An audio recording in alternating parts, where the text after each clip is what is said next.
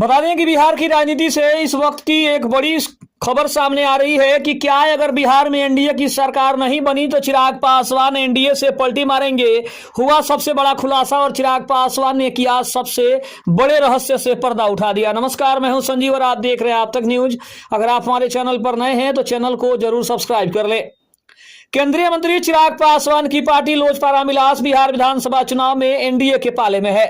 चिराग पासवान की पार्टी कुल 29 असेंबली सीटों पर चुनाव लड़ रही है, लेकिन आपको बता दें कुछ ओपिनियन पोल आए हैं जिनमें उनके दल की परफॉर्मेंस काफी कमजोर आंकी गई है। इसी बीच उनसे सवाल हुआ कि क्या बिहार में सरकार नहीं बनी तो वे गठबंधन से अलग हो जाएंगे।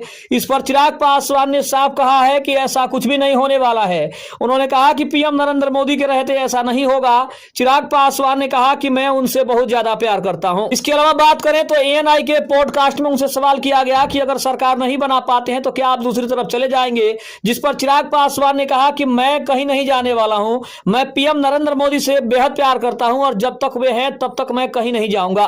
चिराग से पूछा गया कि आप सिर्फ पीएम मोदी के कारण एनडीए में हैं। इस पर उन्होंने कहा कि हां, मैं सिर्फ उनकी वजह से ही यहां आया हूं। यदि नतीजे आपके पक्ष में नहीं रहे तो क्या होगा। इस पर चिराग ने कहा कि यदि ऐसा लोग सोचते हैं तो नजर नहीं लगती है।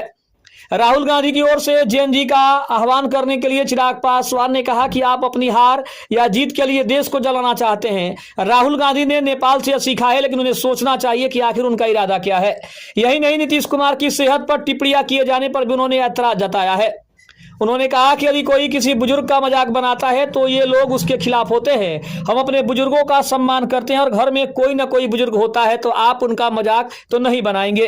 चिराग पासवान ने पॉडकास्ट में तेजस्वी यादव का भी जिक्र किया और कहा कि भले ही वह एक दौर में एथलीट रहे हैं, लेकिन उन्हें अपनी फिटनेस पर काम करने की अभी भी जरूरत है।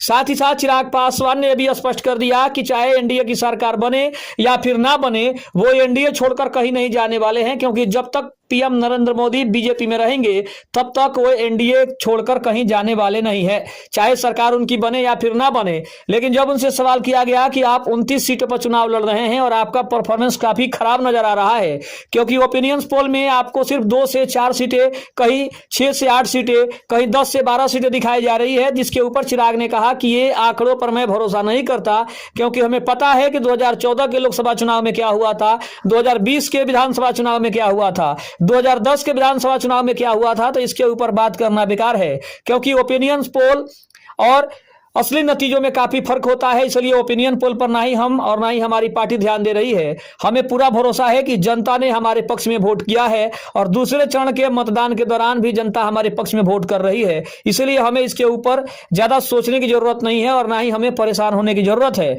क्योंकि हमें पता है कि हमारे पक्ष में सब कुछ सही जा रहा है और रिकॉर्ड तोड़ वोटिंग ने यह साबित कर दिया है कि एक बार फिर से एनडीए की सरकार बिहार में आ रही है। इसलिए हमें इसके ऊपर ज्यादा सोचने की जरूरत नहीं है।